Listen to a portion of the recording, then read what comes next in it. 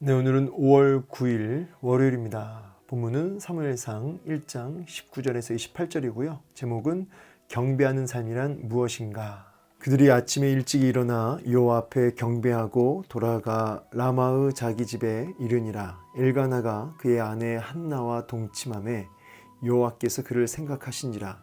한나가 임신하고 때가 이름에 아들을 낳아 사무엘이라 이름하였으니 이는 내가 여호와께 그를 구하였다 함이더라.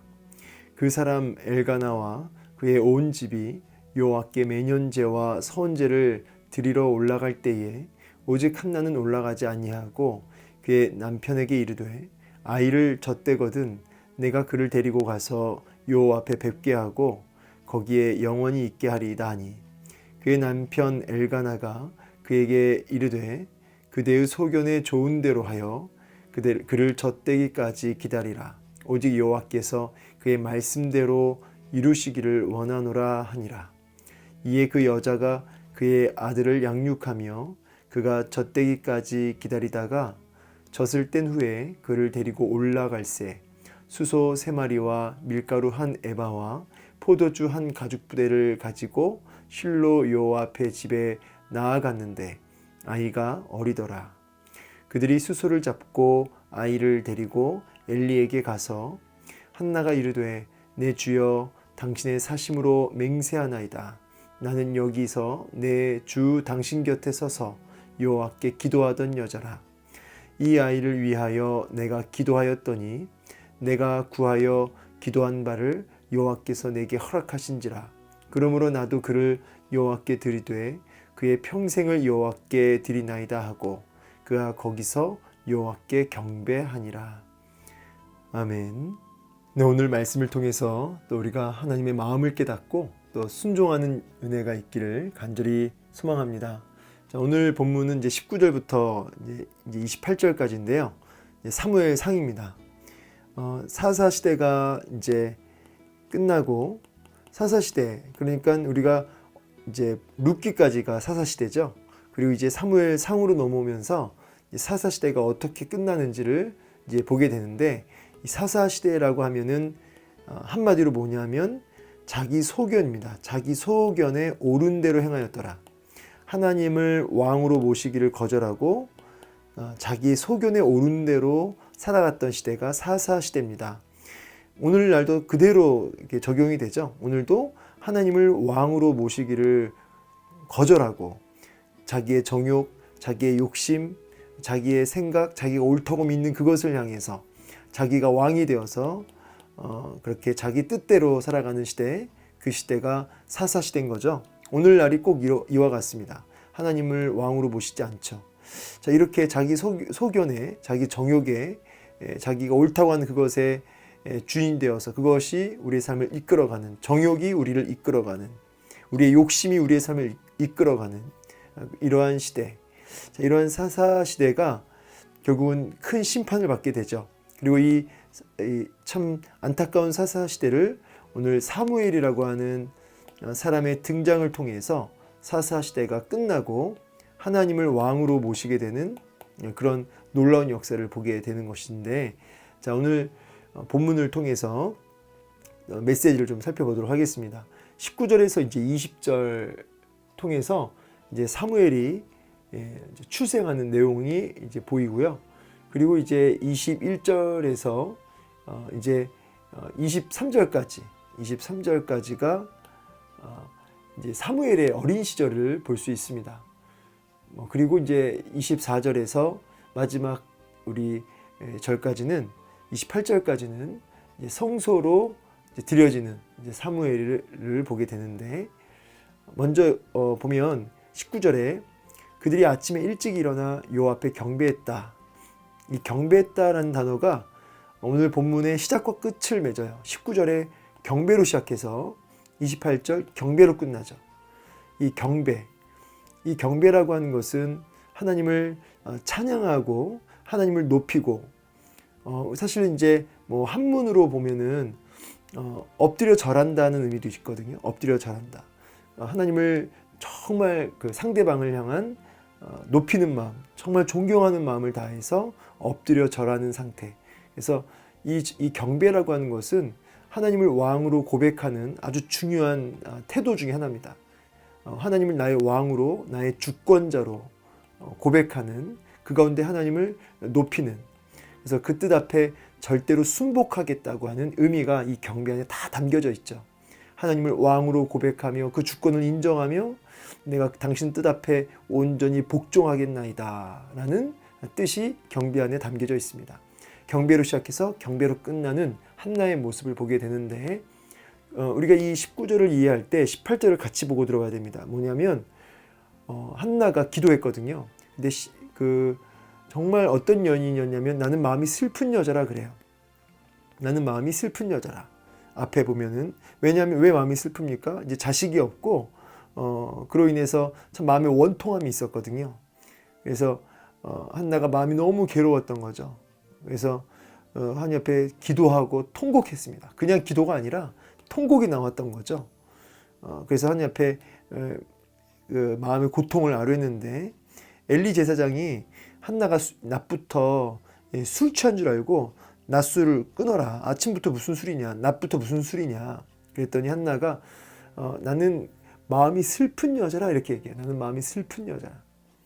한나는 자기의 그 슬픈 마음을 하나님 앞에 토해낸 것 뿐인데, 내가 지금 독주를 한 게 아닙니다. 오해하지 마시라고. 마음이 슬픈 여자라서 하나님 앞에 마음을 쏟아놓은 것 뿐이라고. 여러분, 마음이 슬픈 여자가 뭘로 바뀌냐면 기도하던 여자로 바뀌죠. 기도하던 여자라. 마음이 슬픈 여자가 뭘로 바뀌었다고요? 기도하던 여자라. 여러분, 누가 기도한 줄 아세요? 마음이 상한 자가 기도하고요, 마음이 슬픈 자가 기도합니다. 여러분, 우리가 정말 하나님 앞에 기도하는 사람 되셔야 되는데, 기도하는 사람이 되려면 하나님 앞에 상한 심령이 되셔야 돼요. 그래서 나는 마음이 슬픈 여자. 여러분, 슬픈 문제, 마음의 문제, 삶의 문제 없는 분 없죠. 다 있죠. 근데 그 문제를 가지고 상한 심령이 되어서 기도의 자리로 나아가는, 이것이 믿음이에요. 그래서 여러분, 우리 삶 속에 문제는요, 모든 문제는요, 모두 뭐예요? 기도의 제목으로 주신 거예요. 기도의 자리로, 기도하는 하나님의 사람으로 서라고 주신 그런 기도거리들입니다. 기도거리들. 그래서 모든 문제를 상한 심령으로 주 앞에 나아가게 하는 기도의 제목으로 하시고, 문제를 문제로 보지 마시고 문제를 기도의 제목으로 보시기를 축복합니다. 그래서 기도하던 여자라. 여러분은 어떤 사람입니까? 마음이 슬픈 여자라 하면서 기도하던 여자로 나아가지는 기도의 사람 되시기를 이 시간 축복하고요. 자, 18절에서 기도했더니 엘리 제사장이 축복합니다. 하나님이 너의 기도에 응답 주시기를 원한다 라고 하니까 한나가 아멘 한 거죠. 아멘. 그리고 다시는 근심빛이 없다. 자, 중요한 질문. 환경이 바뀌었습니까? 안 바뀌었습니까? 환경이 안 바뀌었어요. 근데 뭐가 바뀌었어요? 마음이 바뀌었죠. 마음이. 여전히 애가 없습니다. 여전히 누구죠? 분인나라고 하는 이 여자는 여전히 격분시키고, 한나 마음은 여전히 고통스러울 수밖에 없어요. 환경은 안 바뀌었습니다. 그대로입니다. 그런데 한나가 하나님의 약속, 하나님 앞에서 그 마음을 토해냈던 그 기도, 하나님과의 대면했던 그 시간들, 그걸 통해서 얼굴에 근심빛이 사라졌어요.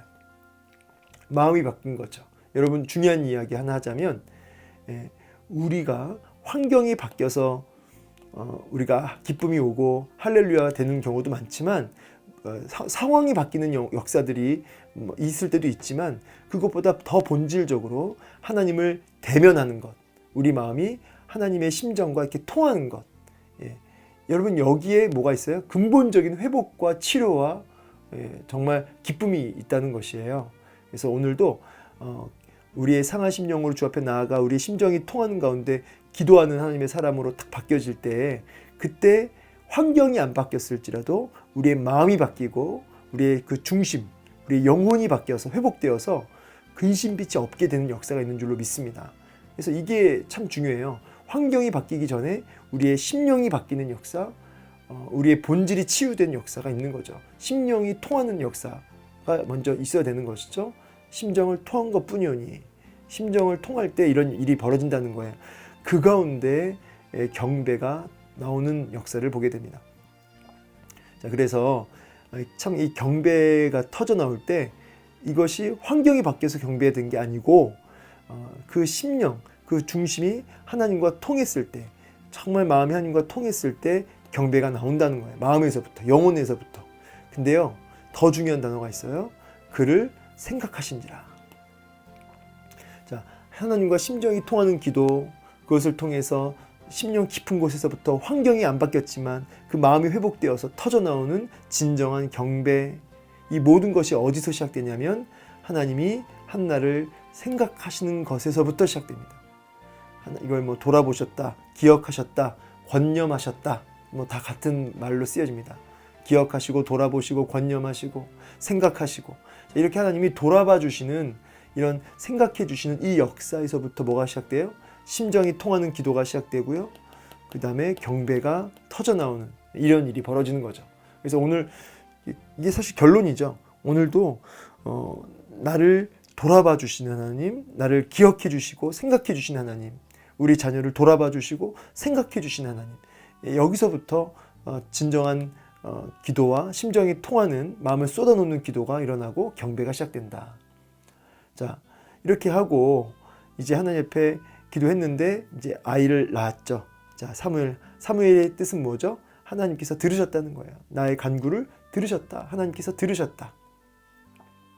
자, 그래서 이제 아이를 낳는데 한나가 이제 여호와께 드려지는 이제 제사 때 한나가 안 올라가요. 왜 안 올라가냐니까 이 아이를 젖대면 내가 그때 데리고 올라가서 그때 여호와께 영원히 이 아이를 거기서 살도록 바치겠다는 거죠. 근데 그 남편 엘가나 입장에서도 이 사무엘의 존재가 얼마나 귀하겠어요. 그렇죠? 힘겹게 낳은 아이, 정말 엘가나 남편 입장에도 참 그게 이 한나의 서원은 서원이었지만 아빠의 입장에는 참 그게 이 아이도 귀한 아이인데, 이 엘가나가 뭐라고 하냐면 그대의 소견에 좋은 대로 하라는 거예요. 참 아무튼 이 부모 마음이 둘 다, 한나도 그렇고 엘가나도 그렇고 참 이 귀하다. 뭐가 귀하냐면 하나님 앞에 이렇게 드려지는 마음. 더 정확히 말하자면 이 아이는 하나님 거다. 이 마음이 분명히 있었던 거죠. 이 부모들 마음에. 그래서 하나님이 주셨고 그래서 하나님의 소유다. 우리 것이 아니다라고 하는 그 중심이 분명히 있었던 거죠. 그러니까 이 엘가나 입장에서도 정말 이 사무엘의 존재가 너무너무 중요할 텐데도 불구하고 온전히 맡깁니다. 그래서 뭐라고 하냐면 그대의 소견에 좋은 대로 하라는 거예요. 사사시대는 뭐예요? 자기의 소견에 좋은 대로 하는 거거든요. 근데 이 한나는 한나의 소견이 아니라 뭐예요? 말씀대로, 여호와께서 그의 말씀대로 이루시기를 원하노라.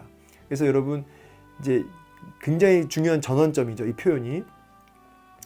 자기 소견에 옳은 대로 행했던 사사시대가 여호와의 말씀대로 나아가는 삶으로 바뀌어지는 겁니다. 자기 소견에 옳은 대로 나아갔던 그 인생들이 한나 때부터 뭐가 시작돼요? 하나님의 말씀대로 나아가지는 삶으로 바뀌어지는 것입니다. 여러분 삶 속에도요, 여호와의 말씀, 여호와의 뜻이 분별되어지고 그 말씀대로 나아가지는, 그 말씀이 이끄는 삶 되기를 원합니다. 자기 소견이 이끄는 삶이 아니라 말씀이 이끄는 삶 되기를 축복해요. 그래야 사사시대가 종식된다는 거죠, 우리 인생에. 자, 그리고 이제 아이가 젖을 뗀 후가 됩니다. 그래서 한나가 작정을 하고 이제 수소 3마리, 밀가루 1에바, 포도주 1가죽부대, 이 거의 굉장한 양이죠, 굉장한 양. 이거를 이제 아이 양육비처럼 해가지고 해서 올라갑니다. 자녀 양육비, 이 아이를 키울 때 돈이 들어갈 거 아니에요. 그래서 수소 3마리, 밀가루 1에바, 포도주 1가죽부대를 가지고 여호와의 집에 나아갑니다. 근데 아이가 어려요.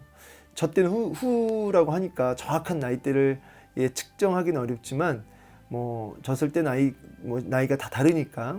근데 분명한 건 뭐예요? 굉장히 어리다는 거죠. 굉장히 아장아장 걸었을까요? 아장아장 걸었을 수 있겠네요. 한 4살, 5살, 이렇게. 그런데 이 아이를 그대로 가지고 오죠. 여러분, 저도 이제 아이를 키워봤고 여러분들도 아이를 키워보셨던 분이 많으실 텐데 정말 가장 이쁠 때 아닙니까? 이때 젖된 후 해가지고 막 말이 터지고 아장아장 기어다니고 막 겨우겨우 걸어다니는 요때, 귀여움이 폭발하는 때죠. 눈에 넣어도 안 아픈 아이, 그렇게 어렵게 기도를 낳은 아이인데 요 몇 살인지 정확히는 모르겠지만 이 어릴 때를 데리고 가서 엘리 제사장에 가서 제가 기도하던 여자임을 밝히면서 응답으로 받았다 하면서 여호와께 드리는 이 모습, 이게 여러분 결코 쉬운 일이 아닙니다. 정말 목숨보다 귀한 아이를 미루지 않고 더 이상 연기하지 않고 약속대로 이 어린 이 아이를 그대로 요 앞에 드리는 이 모습, 이게 뭐냐면 하나님 앞에 자기의 주인이 아니라, 이 아이가 내 소유가 아니라 하나님의 소유됨을 인정하며 하나님의 주권을 정말 전적으로 신뢰하며 맡기는 행위죠. 여러분, 여러분의 자녀를 이렇게 맡기실 수 있어야 됩니다. 여러분, 사실은 이렇게 우리가 책임질 수 없죠. 자녀가 부모를 책임질 수 없다고 제가 자주 얘기하죠. 부모도 자녀를 책임질 수 없어요. 너무나 귀하고 그래서 노력할 뿐이죠. 책임질 수는 없죠. 그런데 우리 이 아이의 진짜 부모 되신 하나님, 또 이 아이의 진짜 주인, 소유주 되신 그 하나님은 책임지실 수 있다. 책임질 수 있다. 그 소유주 되시는 하나님을 향한 전적 신뢰, 그 주권을 향한 전적 신뢰, 그것을 확신하고 맡겨드리는 거죠. 이것이 하나님을 진짜 왕으로, 나의 주권자로 모시는 사람의 모습이죠. 그게 뭐예요? 그게 경배죠. 말씀 마무리하겠습니다. 오늘 굳이 도식화 시키자면 이런 생각이 들어요. 하나님이 생각하시니까 어떤 일이 벌어지죠? 심령을 통하는 기도가 일어났고요. 이 기도가 어디로 이어지냐면 경배로 이어졌죠. 이 경배는 다시 어디로 연결되냐면 오늘 하나님 앞에 즉각, 미루지 않고 즉시로 바쳐지는 그런 신뢰, 그런 하나님을 향한 전적인 의지함, 어떤 순종함, 이런 것들이 나타났습니다. 그리고 이제 이런 순종과 의지를 통해서 다시금 하나님 앞에 경배하는 모습을 보게 되고요. 그리고 이 경배를 통해서 이제 사사시대가 마무리가 되고 정말 하나님을 왕으로 모시는, 하나님을 주인으로 고백하는, 그래서 사무엘을 통해서 이제 이 민족이 살아나는 이런 역사를 보게 됩니다. 오늘 우리들의 삶 속에도, 또 우리들의 자녀들에게도 하나님이 먼저는 생각해 주시는, 돌아봐 주시는, 기억해 주시는 은혜가 있기를 정말 간절히 소망합니다.